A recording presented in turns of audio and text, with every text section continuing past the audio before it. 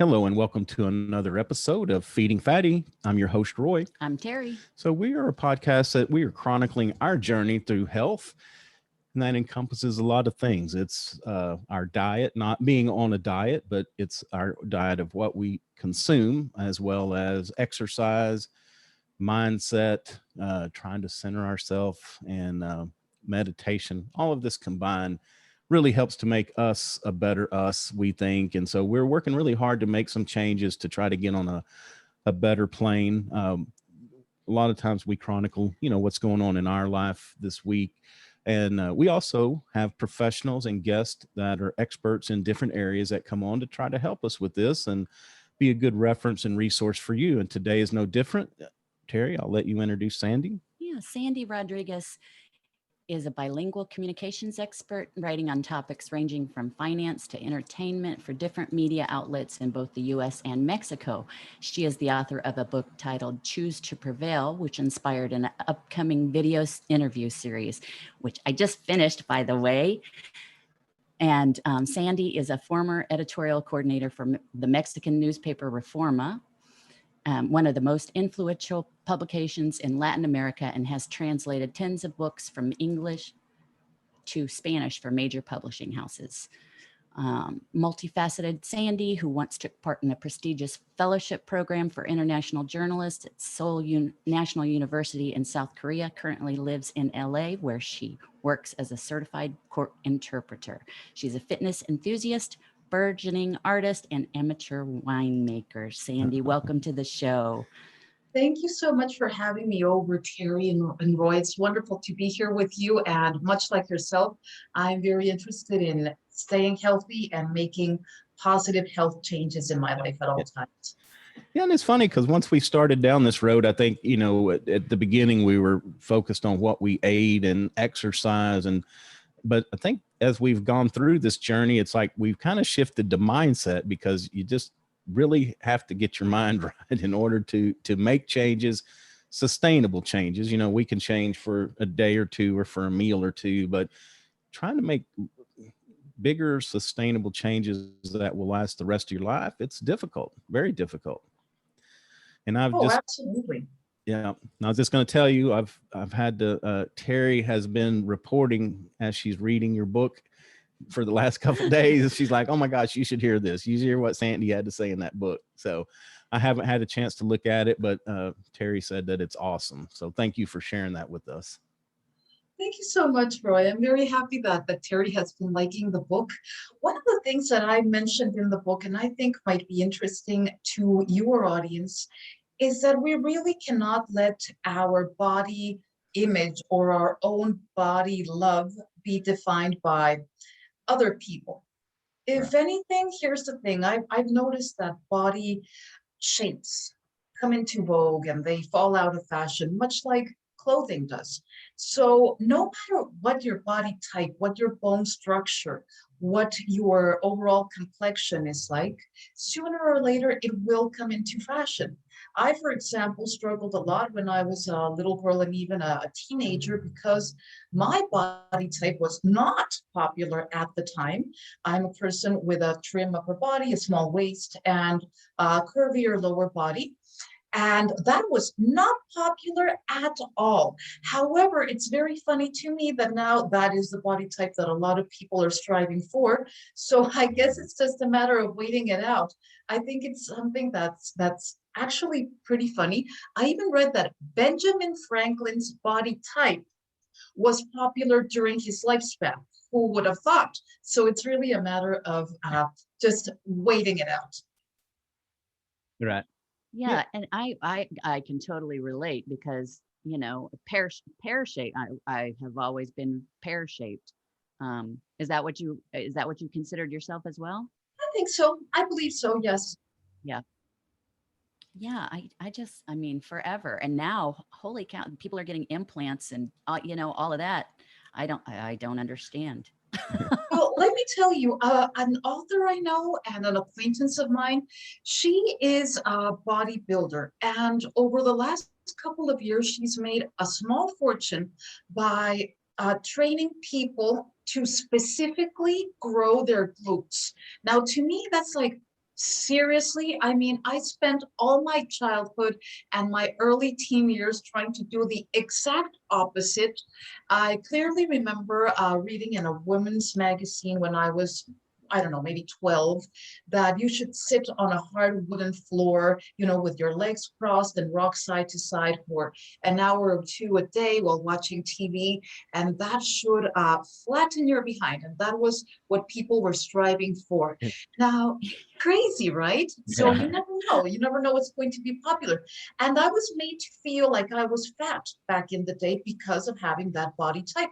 Looking back at pictures and just remembering what I was eating and my actual body weight, of course I was not fat. I was certainly not overweight by any by any doctor's chart or anything of the sort.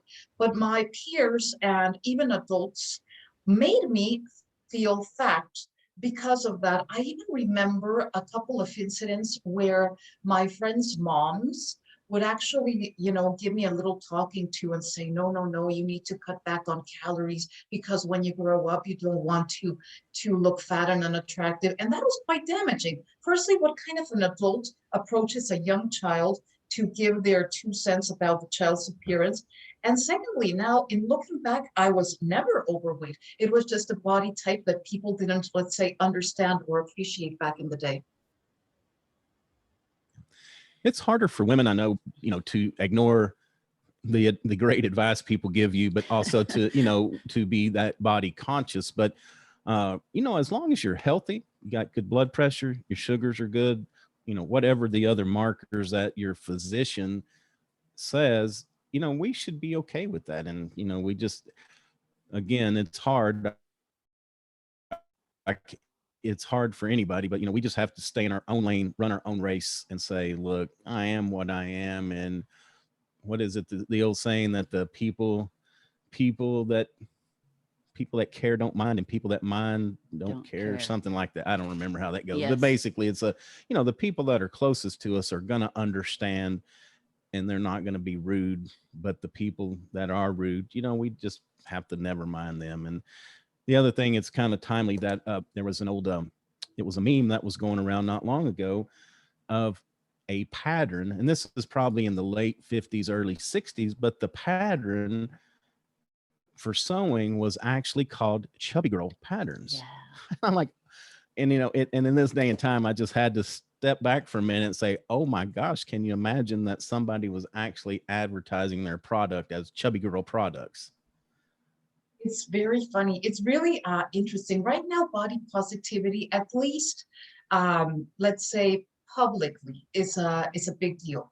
Yeah. A lot of companies are choosing to feature, models that are a little bit on the chubbier side. But here's the thing, I do feel that there's a bit of a downside to that, in that I feel that a lot of companies, it's almost like they're just paying lip service to what is trendy right now, which is a body positivity movement. But I do feel that it doesn't really serve people well to actually believe that the world will treat you exactly the same if you're clearly out of shape, because that's not the case. And it would be very disappointing to be tremendously out of shape and go into the world and go to beaches and go into social situations and go into dating and go into job interviews and just assume that, yes, the world is very positive now and I will be getting these fabulous reactions. My weight is a non-issue. That's not really the case. And I know that to be a fact because, well, I mean, it's not only something that I can see for myself, but I experienced it up to a certain degree. I've always been a person that has been very much weight conscious and figure conscious, and I've even fallen into near anorexia at certain times in my life. But when I was pregnant, I decided to just set all of those concerns aside and just eat healthfully. But to be honest, I went a little bit overboard. I didn't really eat healthfully. I went above and beyond.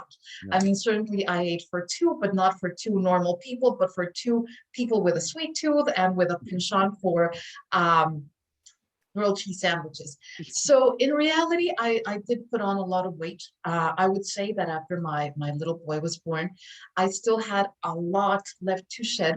And I knew that it was going to be something temporary because I'm a person that knows how to, lose weight when it's needed.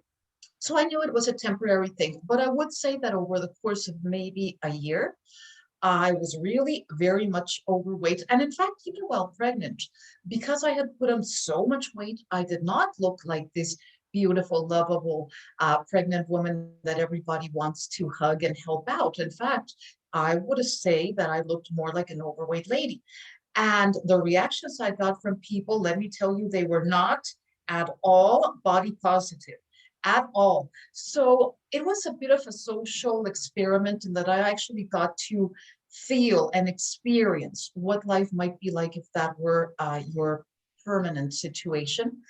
And let me tell you, there is no real body positivity going on as far as I can tell. So, I mean, it's all well and good that companies want to, open their brands to more consumers and maybe offer different sizes, but it's really, I think, a little bit of wishful thinking to actually believe that you can go into the world and experience life in exactly the same way and with exactly the same opportunities at any size.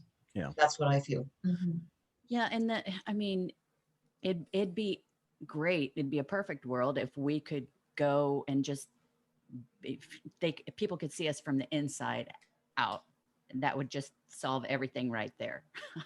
Yeah, and I think the other part of that is that I don't know why, but it's gotten worse over the last few years, but people feel the need to comment or to be mean. Like they're trying to be helpful, but they're really not. Right. Well, and some people are just nasty Yeah, anyway. But yeah. then, we also, I think we suffer from the silent prejudice that even if somebody doesn't voice that, it's See it always, in their it's in eyes. their head, or, they think, oh, that, I don't want to hire that person because they're overweight, or the body image, whatever it may be. That's not what I want. And the same, for the reverse, even for thin people, you can't automatically assume that all thin and fit looking people are actually that. They may, just have a great metabolism. They may, they've got their own, it's somewhere in between there would be nice. Absolutely. In fact, I have something to mention about that. I get the feeling that health and appearance are really unrelated. There really is very little overlap. For example, as I was mentioning, at a certain point in time, and I do think that it was caused mostly by comments on me being overweight, which I actually was not when I was younger, I have fallen into very restrictive eating patterns at certain points in my life. I would say near anorexia. I mean, it's not anorexia because I know what that is, and I would certainly not want to claim that I have been in a situation as dire as people that have undergone that. But I have been in situations where, let's say, over a period of a couple of years, I have had nothing but, uh, let's say back in the early 90s, maybe only 3 Slim Fast shakes throughout the day, and that was the extent of my eating. So when I've done that, and when I've done that, I've coupled it with very, very extreme exercise routines. So that can't be healthy. I mean, nobody would assume that that's healthy. But when I do that, I'm normally at my lowest weight. And normally, when I'm at my lowest weight, people come out of the woodwork. Doctors, personal trainers, and everybody says, oh, you look fantastic. You are the picture of health. Now, I know I'm not the picture of health. How can I be the picture of health if I'm practically starving myself, maybe even treating myself to a Diet Coke now and then? I mean, there's no way that that's healthy, but I look, quote unquote, very healthy. Right. Now, whenever I say, okay, enough with that, let's try to actually get a little bit healthier. And I start, building in, adding some more vegetables, adding fruit into the mix, which is normally something that many personal trainers suggest passing up on.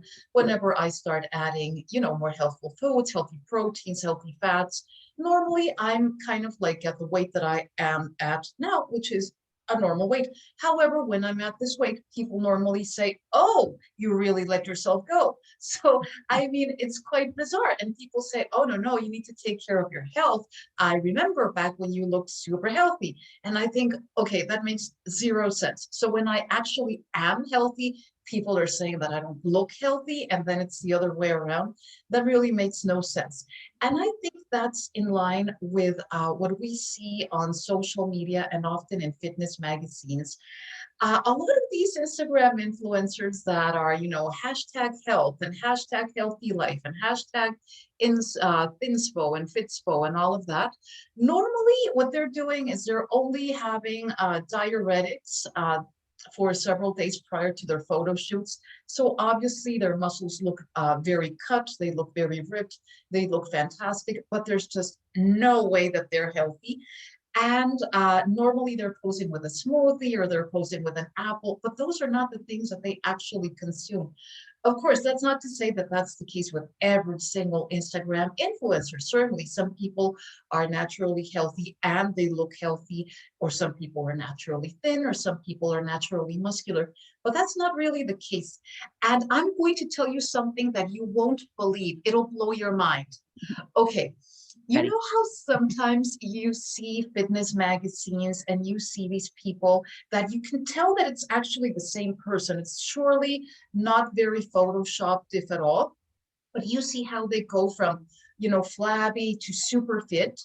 Okay, let me tell you, there's a technique that some companies use to get these impressive pictures, which is this. They go to a gym and they find one of the fittest people, and they offer that person money to gain weight. So for right now, they take the before picture, then they have that person gain weight, and then they snap a second picture, and then they just use them in the opposite way. So they use the one taken in the future as the before and the one taken now as the after.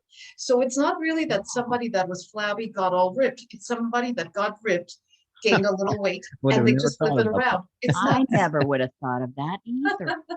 That's It's crazy. Yeah, I know. It's very crafty because people see the pictures and they think, oh, it really is the same person. Oh, this product must be like fantastic. And it's really not. Yeah. So it's interesting.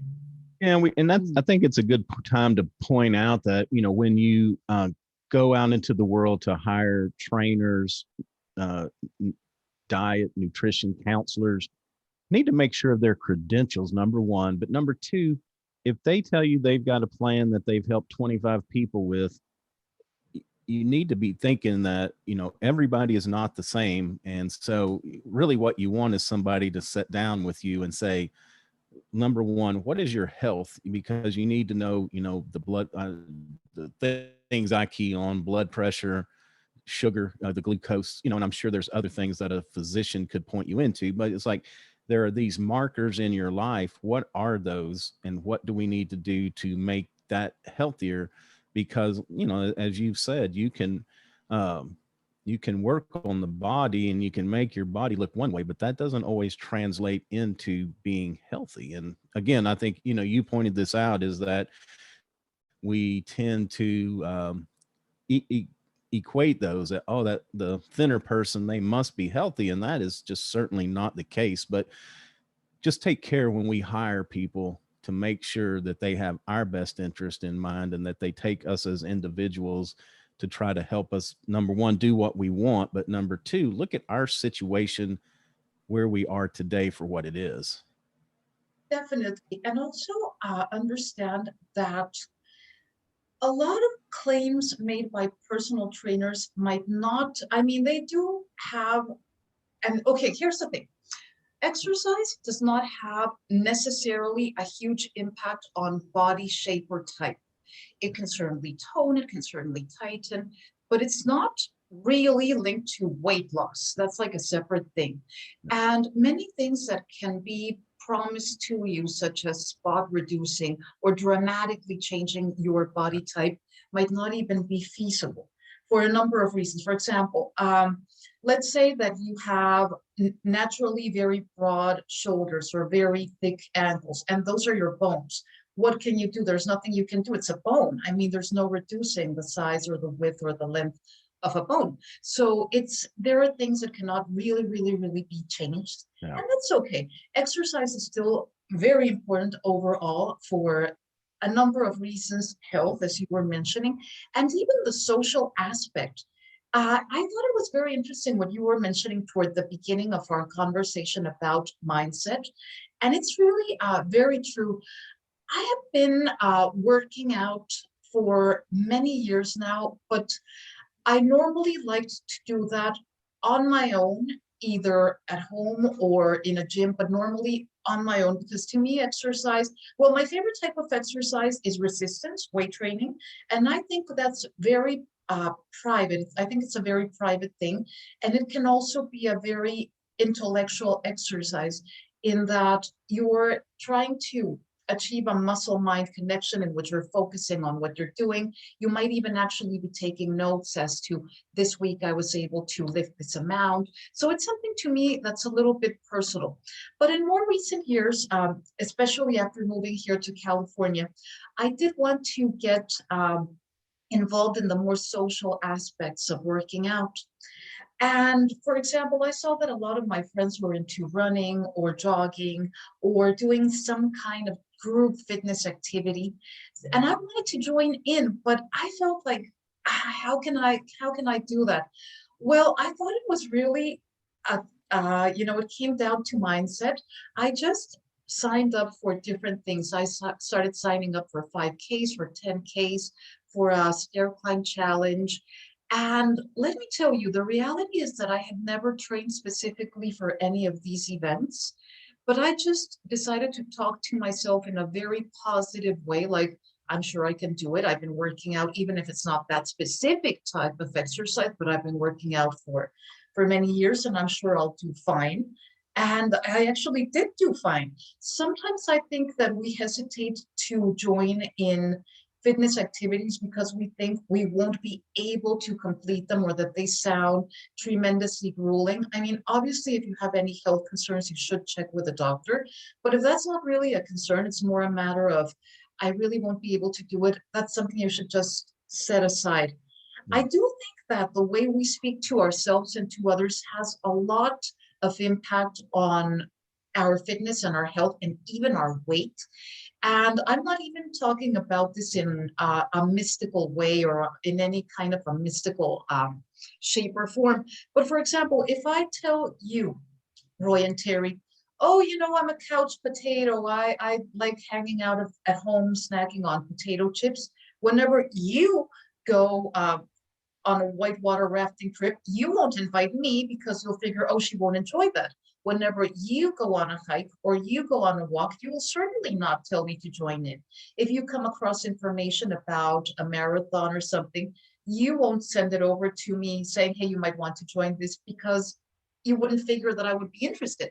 However, even if I'm kind of lying at first and I say, Roy and Terry, I am so into fitness. I just love working out. I'm very outdoorsy. I just love that kind of thing.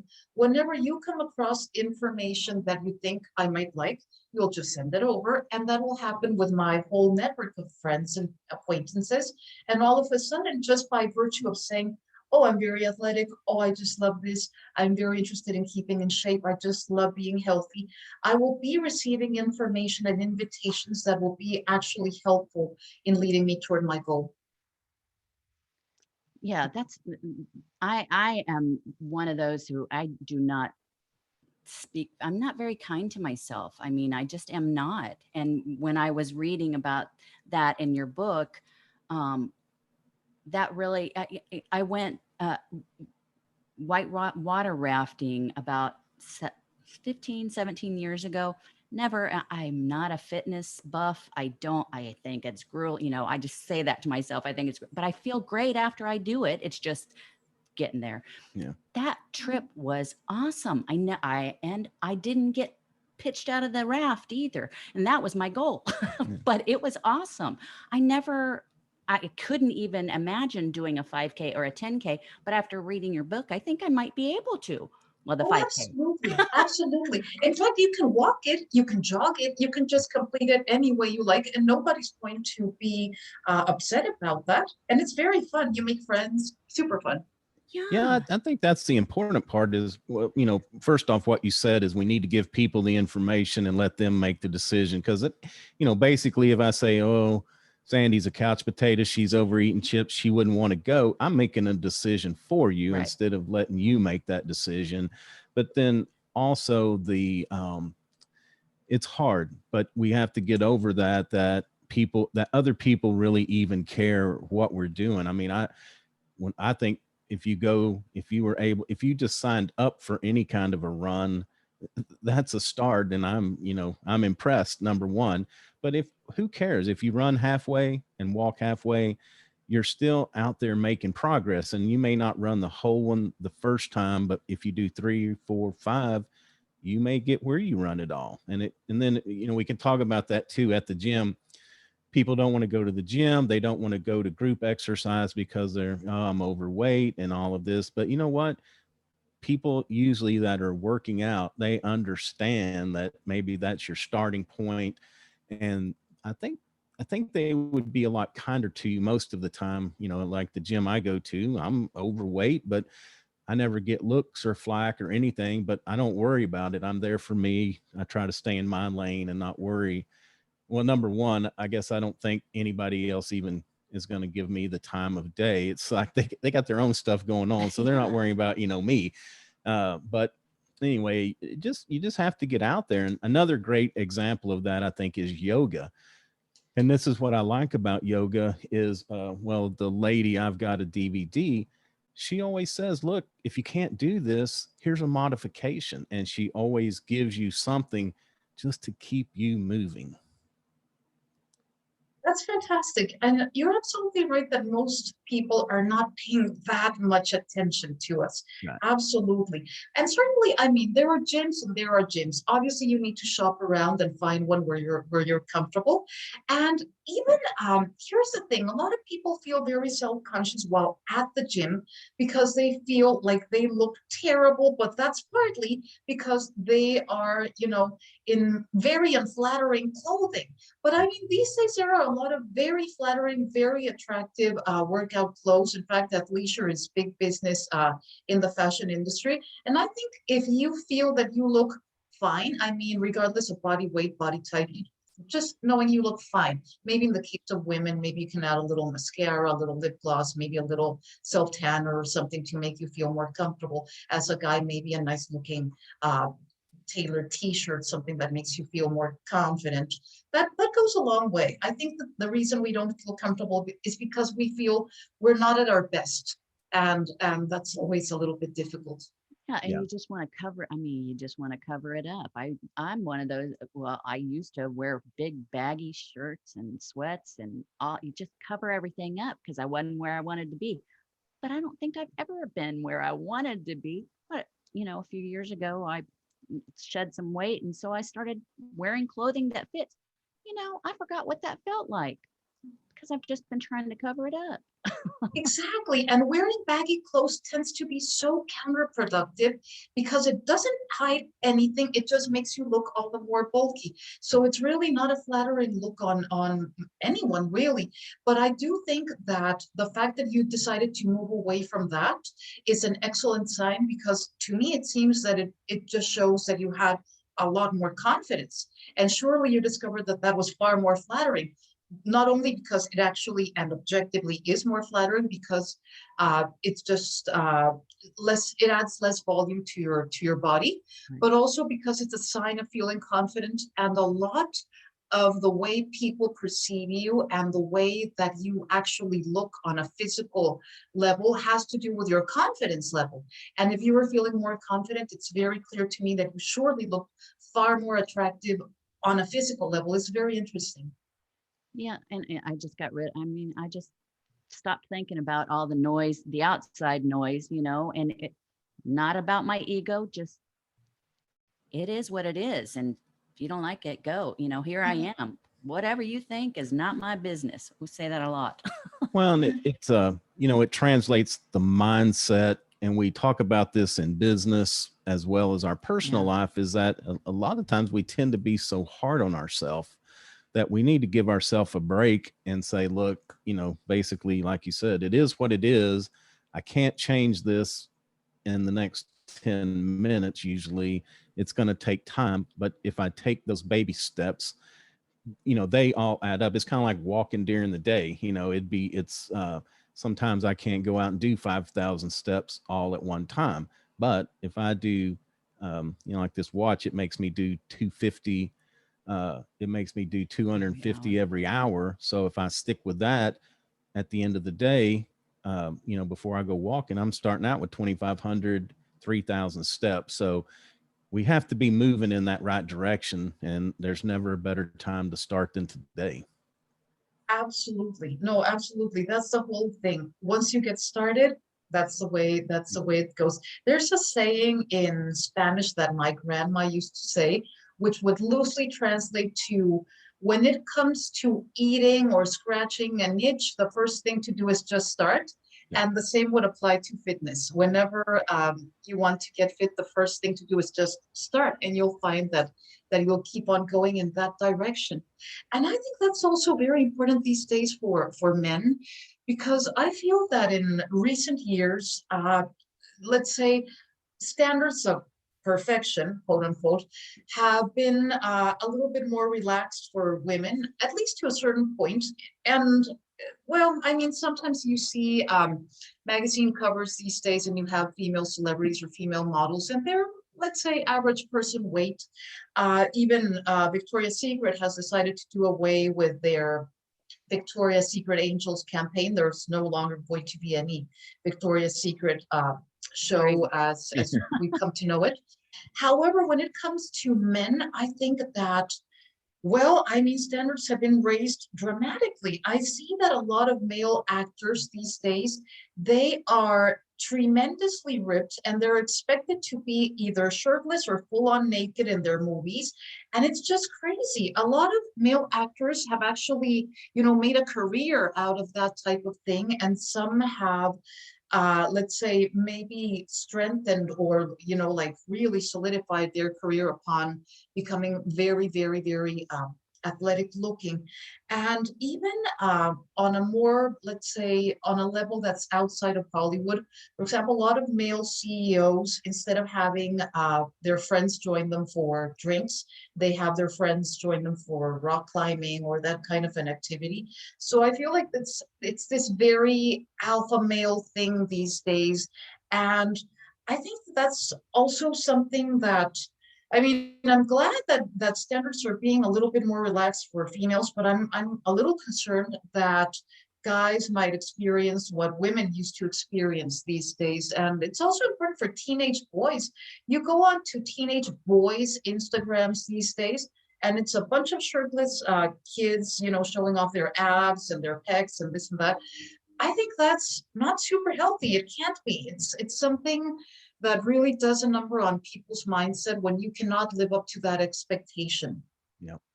Speaking of that, I'm not going to mention his name, but there was a singer that's pretty popular now that was doing an interview with one of the major networks, and it was a tape. So they showed the clip and it went away. And so the interviewer just made the comment, like, I've known this guy for years, and said, I haven't seen him with a shirt on in the last 6 years. So yeah, there's a lot to be said for, I mean, it's not me. Even if I was at my optimal weight and body shape and all of that, I probably wouldn't do an interview on a national network shirtless. So, I always feel like that there's more to that. Most people show up no matter, some of the bigger, what do you call them, action movie stars that are ripped and buff, they usually show up with a shirt on. So there's a little bit to kind of what you're saying there. They've got this image and they feel like it's an extra draw.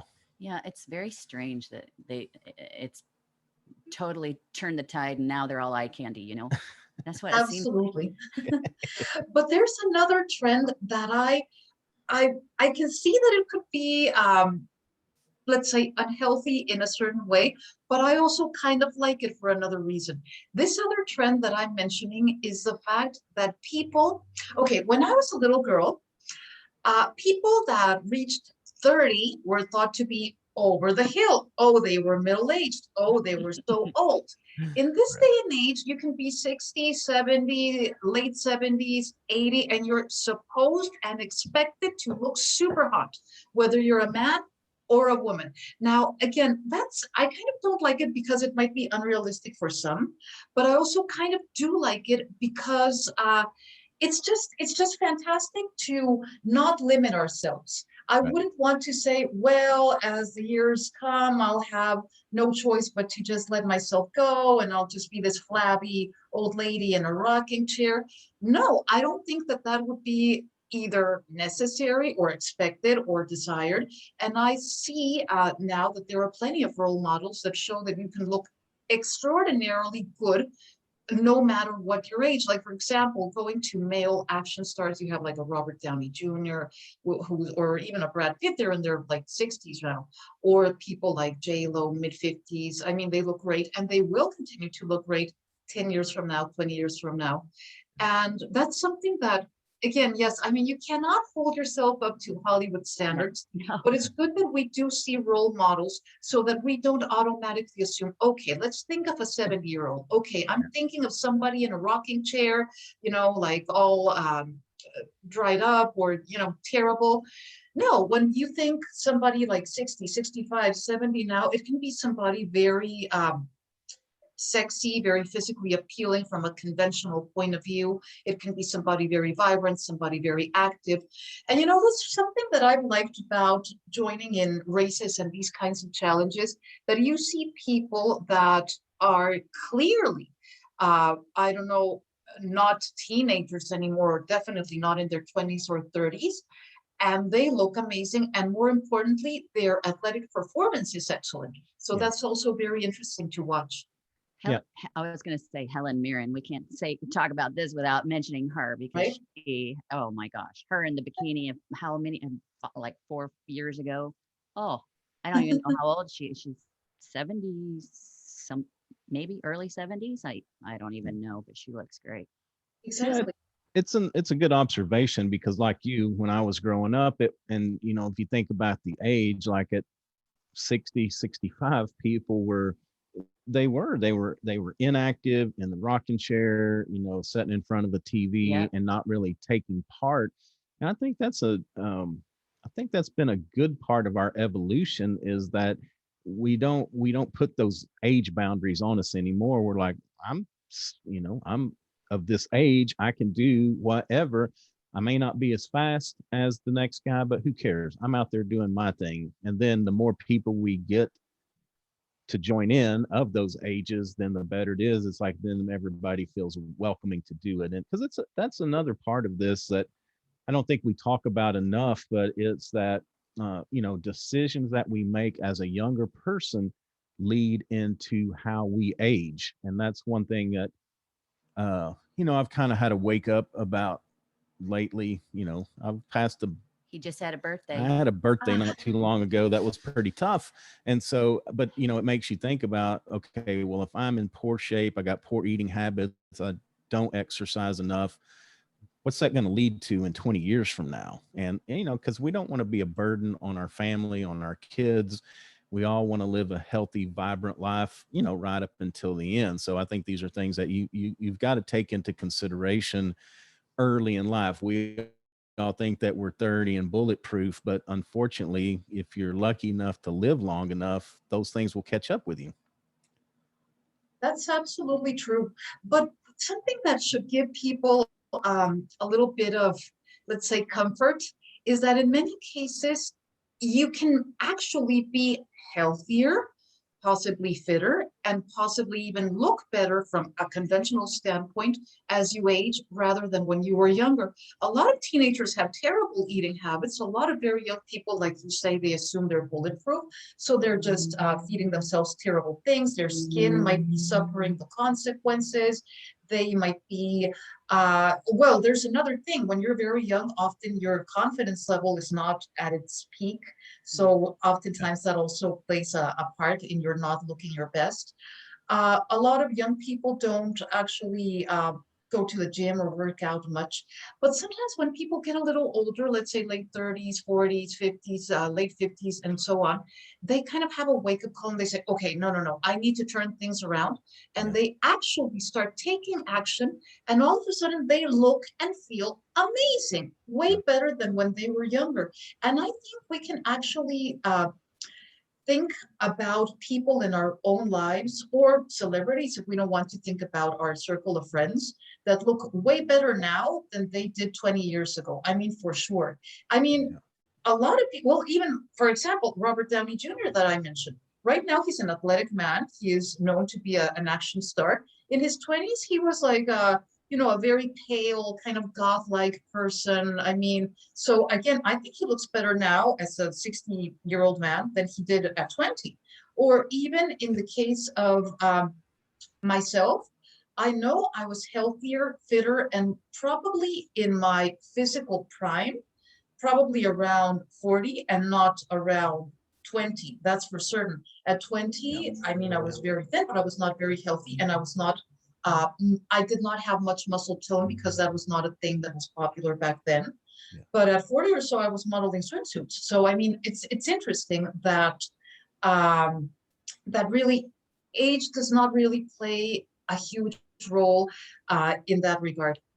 Yeah, and we're getting rid of some of our bad habits, like the smoking and drinking to excess. I think society is like we're moving away, but the new smoking now is sitting in a chair and setting for your job, or sitting in front of a TV, or sitting in front of a game console. I mean, there's a lot of reasons for it. So, I think it's just part of the message is also just get out and get moving. You have to move every day. And the great thing about this time of life with the period that we're in now is that you have so many options. We've got the gym where you can do the weights, you can do all kinds of cardio equipment. We've got you got virtual. We got the mirror thing that leads you on it. We've got the groups, they have that meet out in the park that they do different movements and yoga. We can play videos on the TV that do yoga and some other cardio type stuff, core work. It's just we got so much at our disposal that I just would encourage everybody, just find something you like. You don't have to do the same thing every day. You could mix it up, but at least start exploring something that you can do and continue to do through your life, because it's not only your physical health, but it's also your brain health. Yes, and definitely select, like you were saying, a type of exercise that you enjoy personally. And also, it's a very good idea to match your workout for the day to your mood. For example, if you're feeling tremendously stressed out and frazzled, maybe something like yoga or Pilates or something that might be a little bit more relaxing might work well. If you're feeling a dip in confidence, definitely I would say weight training is very good because you see your achievement, you feel your achievement. If you're feeling aggressive because you need to get rid of extra aggression, maybe you're mad at something or frustrated with something, maybe a boxing workout, something around those lines, that would be very good. And if you're just bored and you can't bring yourself to actually do anything, what I would do is I would find a mystery or suspense audio book and listen to, or a podcast maybe about true crime or something that's very intriguing, and I would listen to it as I was doing my workout, and I would only and exclusively continue listening next time I work out. So then obviously if I'm left with a cliffhanger, I'm going to be looking forward to working out the following day for sure. Oh, that's a great idea. Well, like for me, taking a little walk during the day, we're not great about consistency, but going for that walk in the morning, and especially at lunch or in the evening, it tends to clear my head, and I think I have a lot of clarity of thoughts, either thinking of new things, or maybe I'm working on a problem I'm trying to solve and I just can't figure out, how this is all fitting together. You'd just be surprised at how clear your mind becomes when you just get away from things and even just take a little walk. Yeah, and outside, just go outside for a minute. if you just need to go and stand, just look up to the sky, close your eyes, don't look into the sun, but just looking at, I did that a little while ago, and oh, that just brought a lot of clarity, believe Oh, it it or feels not. fantastic. Fantastic. Yeah. I also give a little tip in the book. It might not be for everyone, but I think that it can be helpful. Sometimes if you need motivation to embark on a fitness program, sometimes what you can do is put the cart before the horse. In other ways, you go to your calendar or your date book and you schedule something in the future that will require you to be in peak physical shape. It could be a 5K, it could be a bikini shoot, it could be a meeting with your former classmates, it could be whatever you personally feel will motivate you, and you put it on your calendar. And then you do a little countdown so that you know how many days you have to go. And just looking at that number will, at least it does to me, it gets me going, definitely. If I know I'm 3 weeks away from the bikini shoot or the meeting with classmates or whatever, I'm there at the gym at 5 a.m. and I'm not eating anything that should not be eaten. So I think it works. That's good motivation. I was thinking when you first started Yeah. talking, I was thinking you were going to say like go out and buy you two dress sizes too small so you can try it on, because I've done that. that's always that's a motivator for me. Is I've got a couple shirts that are way too small at this point, but you go in there and try them on and you can see your progress, and it kind of gives you a little extra boost to keep going. I love that. That's a wonderful idea. And I have seen that the opposite tends to happen. So don't do the opposite. When people buy things one size too large, you actually grow, you expand to fill up that garment. So don't. So that's something that you should definitely not do. No. Yeah, and I don't know that this happens for everybody, but part of the problem with buying those baggy clothes is not only you tend to fill them, but you become more comfortable. Like I don't really have any motivation to change. But like when I put a t-shirt on that's like pretty snug, it gives me a lot more motivation to like, hey, I need to really keep on this program to make some changes so it's not so tight, because I can't wear it out in public. Yeah, or being able to breathe if you have on some pants that are a little too tight. Yes. Yeah. Yes. No, and another thing, I mean, this might sound a little bit like too obsessive, but I have heard that there are studies that show that if you eat in front of a mirror, you tend to make more healthful choices.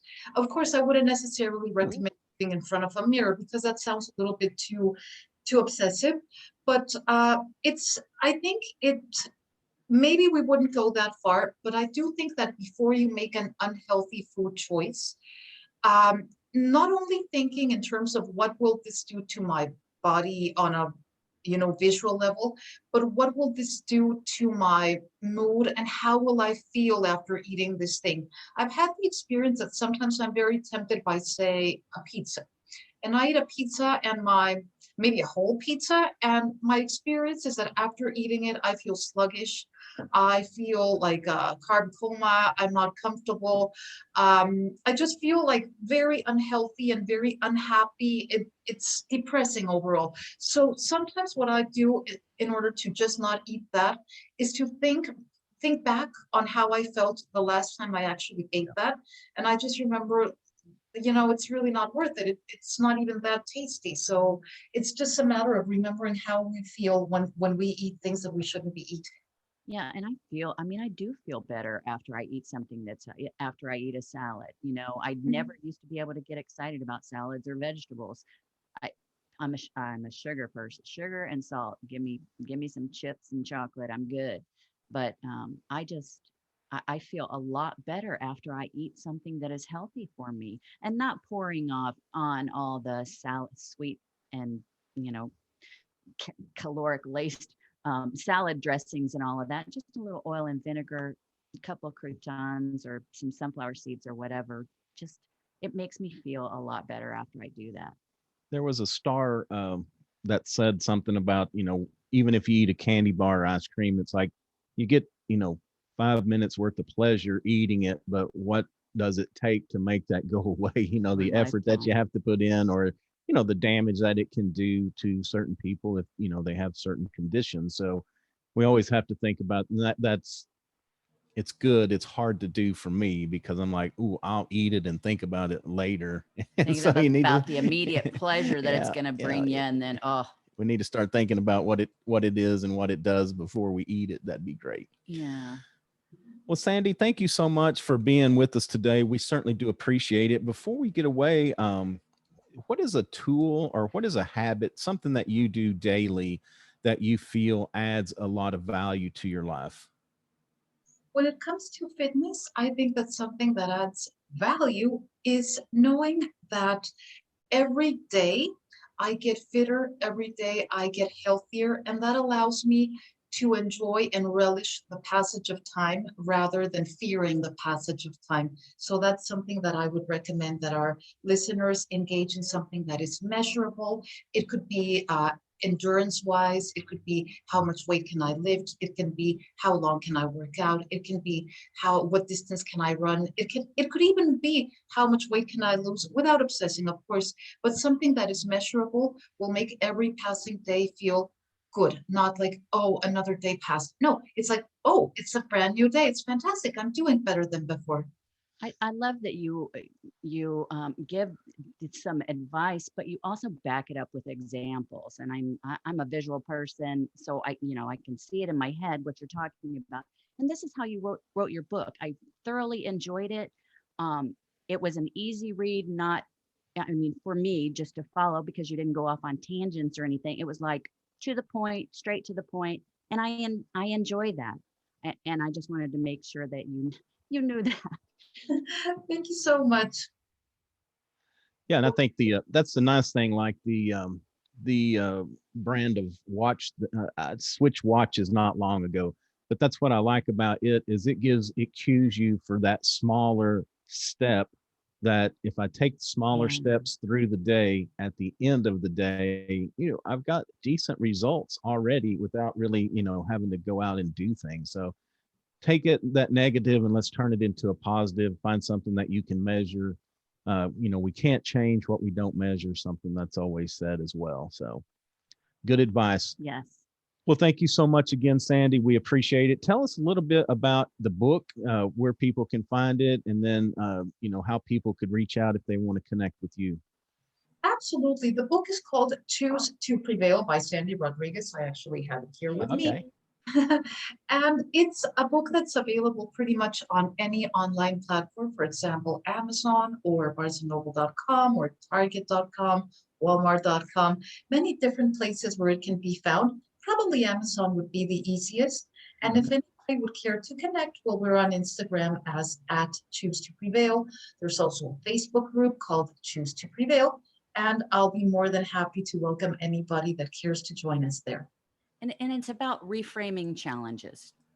Yes, not only in fitness, but in life in general, how to overcome any issue that might be tripping us up. Some of us struggle with things that are big, such as, for example, the death of a loved one. Some of us struggle with something small, for example, a physical insecurity, or dealing with a difficult person. And all of these things can be managed more easily with a shift in mindset. And that's what the book is all about. Yeah. All right. Awesome. Well, that's going to do it for another episode of Feeding Fatty. Of course, I am your host, Roy. I'm Terry. You can find us at www.feedingfatty.com. We're on all the major podcast platforms, iTunes, Stitcher, Google, Spotify. If we're not on one that you listen to, please reach out. We'd be glad to add it to our list. And we're also on all the major social media platforms. So probably the most active on Instagram. So go check us out and check out the website for a lot of our past interviews, and go over there and you can watch a video of this interview with Sandy, as well as get the audio version for her. Share with your friends. Mm-hmm. All right. Until next time, take care of yourself and take care of your family. Thank you.